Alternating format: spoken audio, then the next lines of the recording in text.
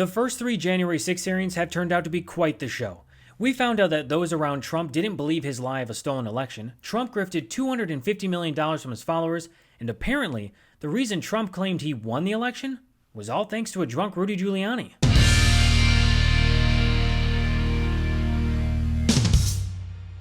According to Nielsen, at least 20 million people tuned in to watch the first night of the January 6 hearings. And just for perspective, that's on par with big television events like a Sunday Night Football game. And unsurprisingly, Fox News chose not to air the hearings. They didn't even go to commercial during the first night. I mean, can you imagine if Sean Hannity had shown the hearing and then this came up? No more crazy people. No more stolen election talk. Yes, impeachment and 25th Amendment are real. Many people will quit. We already knew Fox News host Brian Kilmeade, Laura Ingraham, and Sean Hannity were texting former White House Chief of Staff Mark Meadows to urge Trump to act on January 6th. So it makes sense why none of them would want their viewers to actually watch the hearings. It means that they would learn the truth for once. And speaking of truth, Trump was told by his closest friends and advisors that he lost the election. I made it clear I did not agree with the idea of saying the election was stolen and putting out this stuff, which I told the president was bullshit. Even Trump's own daughter Ivanka knew that he lost. I respect Attorney General Barr, so I accepted what he was saying. I gotta hand it to Liz Cheney in the committee. I mean, nothing cuts deeper than hearing your daughter, say under oath in front of millions that you're a loser. And despite everyone telling Trump that he lost, there was one person he could count on to tell him otherwise. A drunk Rudy Giuliani.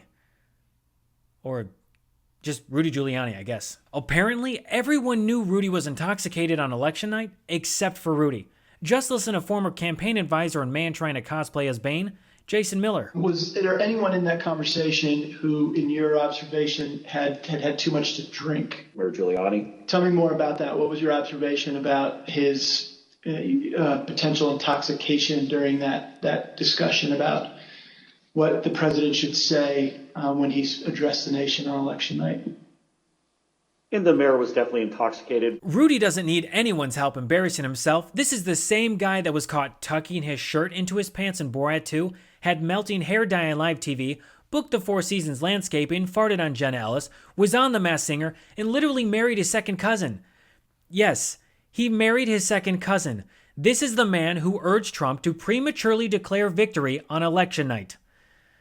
Oh boy. Despite Trump's former campaign manager, Bill Stepien, urging Trump not to declare victory prematurely, Trump ignored him. Instead, he listened to Rudy, who was feeding Trump's paranoia and pushing him to make unsubstantiated claims about ballot harvesting, voting machine tampering, and much more. And it was those election lies that helped the Trump campaign grift $250 million from its supporters. The campaign spammed supporters with millions of fundraising emails claiming that the left-wing mob was undermining the election and urging them to fight back. These emails were more annoying than those bad luck chain emails I get from my Aunt Cheryl.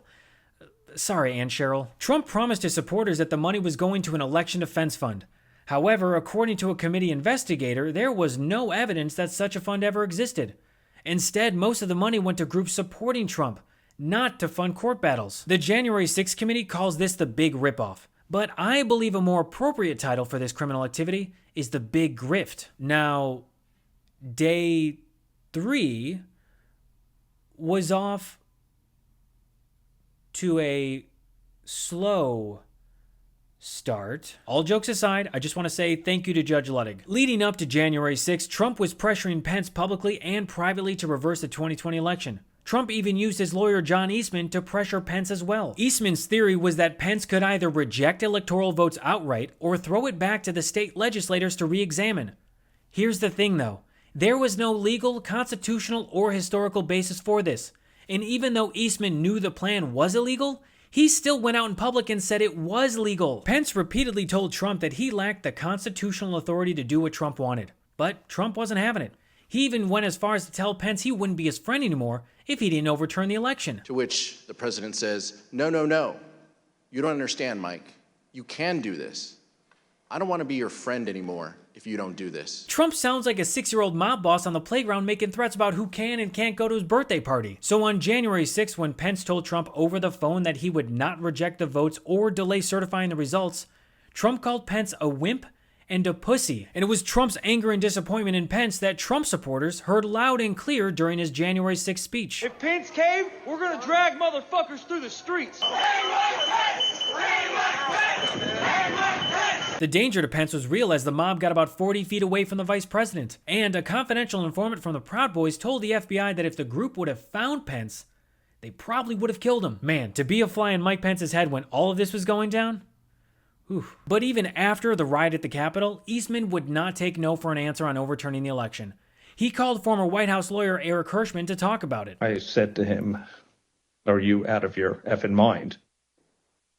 Right? I said, I only want to hear two words coming out of your mouth from now on. Orderly transition.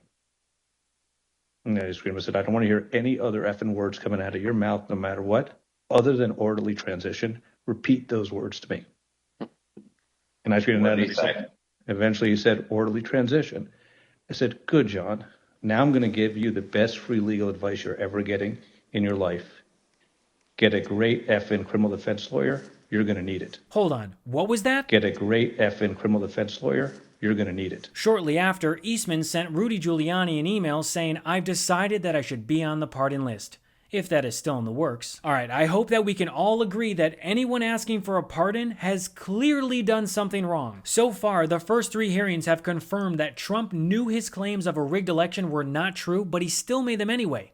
And he hasn't stopped since. Trump is currently rage posting about the January 6th hearings on Truth Social. Guys, he's demanding equal time. So Trump, if you're watching this, come on down and claim your equal time. Liz Cheney and the committee would love to have you. Well, I'm Gabe Sanchez, and this has been What Was That?